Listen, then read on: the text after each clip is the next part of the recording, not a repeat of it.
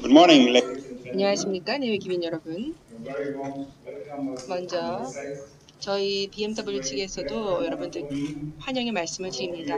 오늘 이 자리에서 이렇게 카이다 오토모티브 포럼에서 발표를 할 수 있게 되어서 매우 기쁘게 생각하고요. BMW의 전기차 전략에 대해서 말씀드릴 수 있게 되어서 매우 기쁩니다. 제가 슬라이드를 몇 장 좀 준비를 했습니다. 실제로 BMW에서는 전기차가 어떻게 태동이 되었는가부터 시작을 해서요. 또 향후 미래에 대한 전략들에 대해서도 좀 말씀을 드리겠습니다. 제가 영업사원이 아니고 엔지니어이기 때문에 여러 가지 기술적인 방면에 대해서도 좀 설명을 드리고요. BMW의 미래 기술 전략에 대해서도 말씀을 드리겠습니다.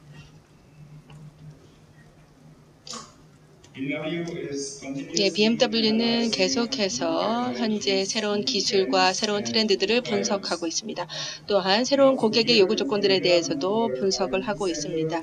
한국 내에는 저희가 R&D 센터가 있는데요. 이 안에 아예 이 신기술 트렌드를 파악하기 위한 전담팀이 따로 있습니다. 분명 디지털화가 이제 미래에 있어서 굉장히 큰 화두가 될 것이라고 생각하고요.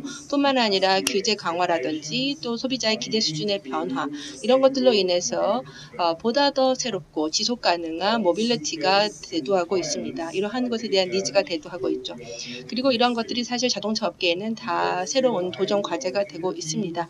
뿐만 아니라 여전히 변동성이 난무하는 시대에서 그렇기 때문에 우리는 미래에 보다 더 유연한 접근 방식을 가져갈 필요가 있습니다. 이러한 여러 가지 글로벌 트렌드에 대한 해답으로 BMW에서는 글로벌 전략을 만들었습니다. 바로 넘버원 넥스트라고 하는 저희의 전사적 글로벌 전략입니다. 디지털화를 비롯한 다양한 세계 트렌드에 힘입어서 특별히 전기화가, 전기구동화가 저희 BMW 기업 전략의 중요한 일부가 되고 있습니다. 이 전기화라고 하는 것은 크게 세 가지 레벨에서 추진이 되고 있는데요. 앞에 선우명호 교수님께서도 말씀을 하셨지만은 1차적으로는 마일드 타입의 하이브리다이제이션을 줄 수가 있습니다.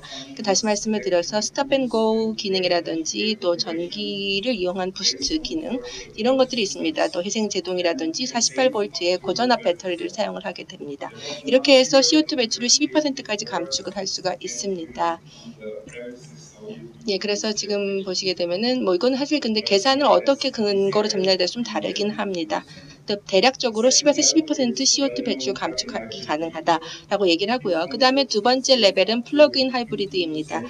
개념상으로 보게 되면은 CO2 배출을 최대 50%까지 감축할 수 있다라고 알려지고 있고요. 그 다음에 세 번째 레벨은 바로 배터리 전기차 그리고 연료전지 EV입니다. 이거는 이제 에너지 배분이 어떻게 되느냐에 따라 달라지겠습니다만은 최대 100%까지 CO2 배출 저감이 가능한 것으로 알려지고 있습니다.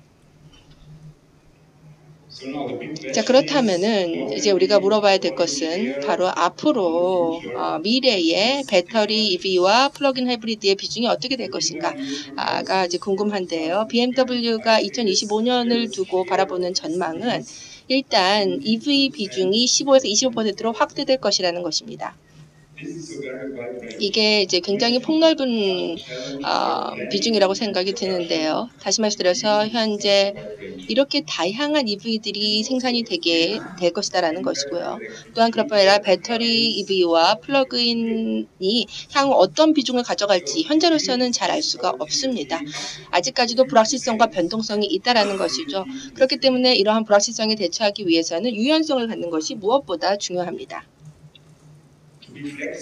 유연성을 확보하기 위해서 미래의 유연성을 확보하기 위해서요. 특별히 다양한 구동 트레인에 걸맞는 인텔리전트한 시스템을 갖춰서 고객의 요구 조건에 부응하고 또 그럴 뿐 아니라 다양한 시장의 니즈에 부응하고 강화되는 규제에 대응하는 것이 중요합니다. 특별히 저희 같은 경우에는 플러그인 하이브리드와 EV의 비중을 획기적으로 높이려고 하고 있습니다.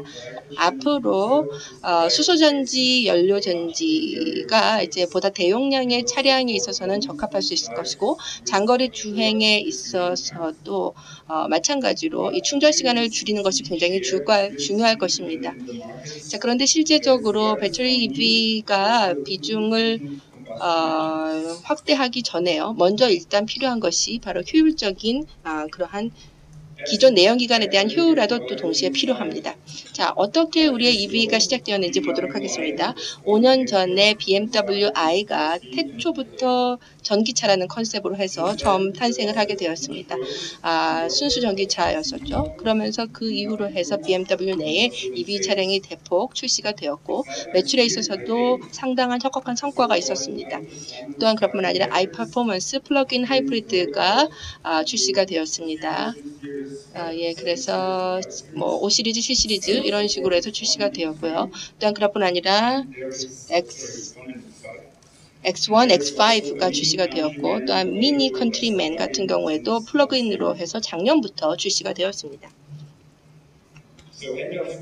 예, 그래서 2017년 말을 기준으로 해서 봤을 때요. 굉장히 좋은 소식이 있는데 바로 BMW의 그룹 타겟이 바로 2017년도에 10만 대 이상의 판매를 하는 것이었는데 이것이 달성이 되었습니다. 그리고 2017년도에 BMW i가 시작된 이래로 해서 총 작년 말을 기준으로 할 때 23만 대의 EV가 판매가 되었습니다. 이렇게 되면서 BMW는 프리미엄 EV에 있어서 여러 다양한 지역에서 마켓 1위의 입지를 다지게 되었습니다. 그리고 2019년부터 해서요.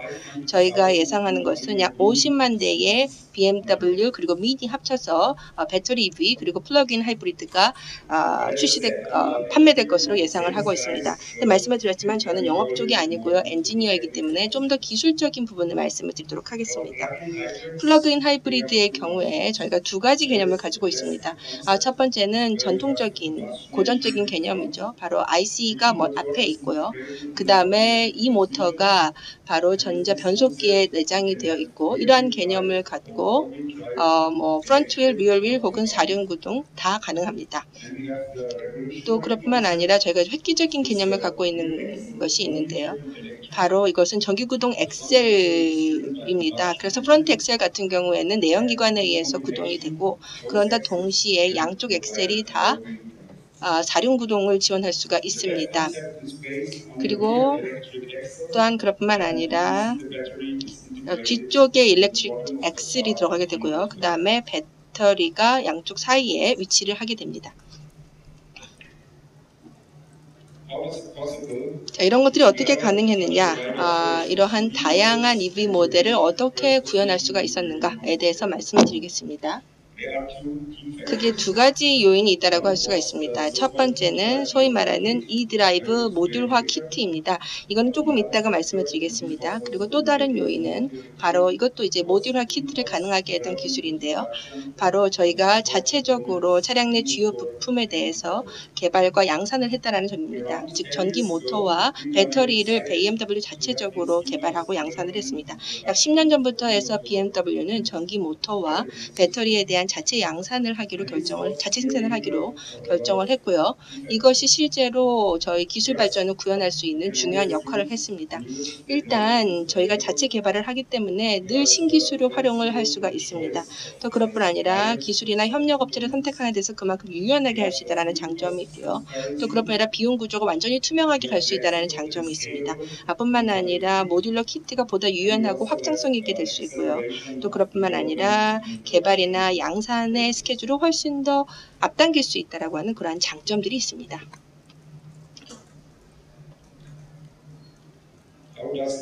자, 그러면 BMW의 EV 관련된 경로를 좀 보도록 하겠습니다.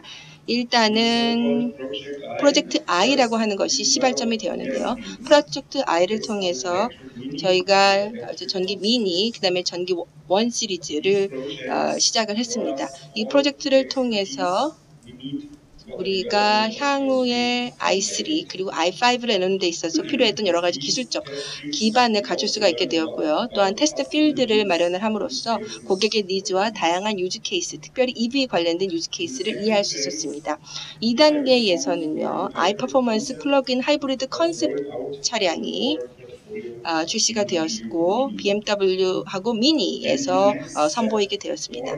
그 다음 단계에서는 모든 브랜드와 모든 모델을 다 전기구동화시키는 것입니다. 플러그인 하이브리드이건 아니면 순수 전기차로이던 간에 이러한 모델들을 출시하는 것입니다. 여기 보시게 되면은 2013년부터 해서 2025년도까지의 여정, 현재까지 그런 여정들이 나와 있습니다. 자, 그러면 이 3 3세대에 대해서 좀 더 자세히 살펴보도록 하겠습니다.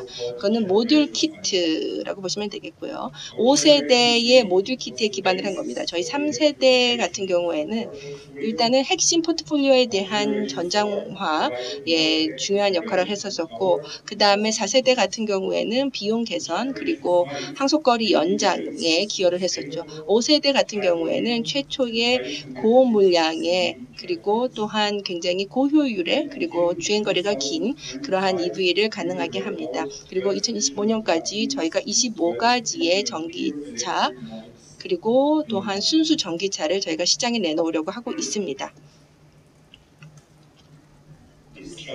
이 차트를 보시게 되면은 좀 더 상세하게 이제 주요 부품들이 나와 있는데요. 전장이라든지 그다음에 전기 모터 그리고 배터리 시스템 이런 것들이 현재 이 드라이브 모듈과 키트 3세대, 4세대에서 어떻게 구현되고 있는가를 보여주고 있습니다. 아키텍처 자체가 굉장히 다르고 그러니까 차량의 아키텍처가 다르고요. 또한 지오메트릭한 조건들이 다르기 때문에 저희가 이 부품들에 대해서는 좀 다양하게 개발을 할 필요가 있었습니다. 특별히 고전압 배터리 시스템을 위한 모듈화 키트 같은 경우에는요. EV 타입 셀과 플러그인 타입 셀에 기반을 두고 있고 이 셀 같은 경우가 이제 모듈에 일체화가 되어 있습니다. 이러한 표준화된 모듈을 가지고 배터리 시스템을 보다 다양한 기어메트릭 컨디션에 맞춰서 개발할 수가 있었습니다. 그리고 장기적으로는 이것이 다양한 어떤 지오메트릭한 그러한 변형을 가져올 수 있었고 그러면서 또한 배터리 시스템도 효율적으로 가져갈 수 있었습니다. 그리고 또한 5세대 같은 경우에 보시게 되면은요. 일단 주요 부품들과 관련된 이러한 종류가 획기적으로 줄어들 것으로 생각이 듭니다. 훨씬 더 단순화를 시키게 되는 것이고요. 이게 지금 5세대에 대한 보다 자세한 개념을 설명하고 있는 것입니다. 전기 모터, 그 다음에 전장, 그리고 변속기 이게 모두 다 하나로 일체화가 되면서 하나의 전기 부품 안에 통합이 될 것입니다. 그리고 이렇게 되면은 그만큼 경량화가 가능하고요. 또한 공간도 덜 차지하게 되고 또 비용 감축이 가능하고 뿐만 아니라 파워나 토크 그리고 효율성이 획기적으로 개선된다라는 장점이 있습니다. 이 5세대의 전기 모터는 또한 뿐만 아니라 이제 히토류라든지 이런 물질들을 덜 사용함으로써 비용을 줄이게 될 것입니다. 또한 5세대의 고전압 시스템 같은 경우에는 구조적으로 자동차 바닥 쪽에 일체화되고 통합이 될 것이고 이를 통해 무게와 또 가격을 함께 덜어내는 효과를 가져올 것입니다. 여기 보시게 되면 BMW i 브랜드가 있죠. 2013년도에 처음 소개가 된 것이었고요. 3세대 전기 모터 모듈 키트에 기초를 한 것이었습니다. 5세대는 이제 향후 BMW EV에 있어서 핵심이 될 것입니다. 2021년부터 해서 BMW i는 하나의 플랫폼에 기초를 하게 될 것입니다. 왼편에 보시게 되면요. 일단 내연기관 차량이 있습니다. 48V 기반이고요. 그리고 CO2 배출을 줄일 수 있는 선도적인 기술이 착장이 될 것입니다. 그리고 중간에 플러그인 하이브리드가 있는데요. 앞쪽에 IC가 있고 뒤쪽에 전기 엑셀과 배터리가 바닥 쪽에 있습니다. 이렇게 하게 되면서 퍼포먼스가 획기적으로 개선이 되어서 특별히 주행 거리가 100km까지 확대가 될 수 있습니다. 맨 오른쪽에는 보시게 되면 순수 전기차 컨셉입니다. 이 모터가 뒤쪽에 있고요. 배터리가 아래쪽에 통합이 되어 있습니다. 이것은 보다 더 대규모의 그리고 이제 700km까지 주행 거리를 연장시킬 수 있다는 장점이 있습니다. 그리고 이런 모든 것들이 다 하나의 플랫폼에서 구현될 것입니다. 특별히 저희가 이제 드라이브 트레인을 처음 전기화를 시킬 때부터 해서 고전압 배터리가 사실 차량 내에서 가장 큰 부품 비용을 차지하는 부분이었습니다. 미래의 이 모빌리티를 위해서 이것을 대량으로 확산을 시키기 위해서 특별히 중요한 것이 바로 배터리 비용을 획기적으로 낮추는 것입니다. 그래서 저희가 자체 개발을 하겠다라는 전략을 10년 전에 세웠는데요. 이 전략을 통해서 저희가 서브 컴포넌트에 대한 비용을 최적화시켰고 뿐만 아니라 모듈과 배터리 시스템에 대한 비용을 낮출 수 있었습니다. 그러나 동시에 저희가 이 배터리 셀과 관련된 역량도 더 보강을 해나가고 있습니다.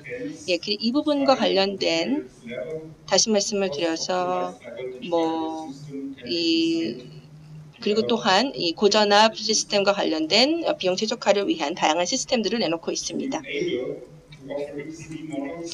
또한 XEV 모델을 출시를 하고 이것을 상당한 볼륨을 확보를 시키기 위해서 특별히 고전압 배터리 시스템의 KPI가 획기적으로 개선될 필요가 있습니다. 특별히 에너지 밀도라든지요, 내용 연한, 그리고 안전성, 비용, 충전 전류, 피크 파워, 그리고 또한 온도 관련된 성능 부분에 있어서 다 획기적으로 개선이 되어야 합니다. 특별히 중요한 것이 특별히 이제 퍼포먼스나 또 비용에 큰 영향을 미치는 두 중요한 요소가 바로 배터리 셀과 셀 소재입니다. 실제로 배터리 셀 비용의 80%가 소재 비용이다 라고 해도 과언이 아닙니다. 바로 그 때문에 저희가 많은 투자를 하고 있는 것이 이 부분에도 굉장히 많은 투자를 하고 있습니다. BMW 그룹은 현재 2억 유로를 투자를 하고 있습니다. 이게 컴피턴스 센터 배터리 셀이라고 하는 뮌헨에 있는 시설에 지금 투자를 하고 있고요. 또한 그뿐만 아니라 2019년도 초반부터 해서 이 센터가 이제 개소가 될 것입니다. 이 새로운 하이테크의 컴피턴스 센터에서 BMW의 자체적인 전체 밸류체인에 대한 지식이 더더욱 확보될 것이고 또한 배터리 셀과 관련된 기술 연구도 이루어지게 될 것입니다. 또한 전 세계 연구진들이 미래 셀 케미스트리와 셀 디자인에 대해서 연구를 진행하게 될 것이고 또한 전 세계적인 네트워크 또 한국도 지금 R&D가 있기 때문에요. 이 R&D 네트워크와 함께 협력이 이루어지게 될 것입니다. 뿐만 아니라 셀 프로토타입에 대한 생산을 함으로써 전체 밸류체인에 대해서 보다 효과적으로 이해할 수 있게 될 것입니다. 이러한 보다 맞춤형의 이러한 컴피턴스를 구현할 수 있을 것이고 이것이 바로 BMW가 미래를 대응하는 데 있어 굉장히 중요한 전략의 일환이라고 하겠습니다. 이것으로 발표를 마치겠습니다. 감사합니다.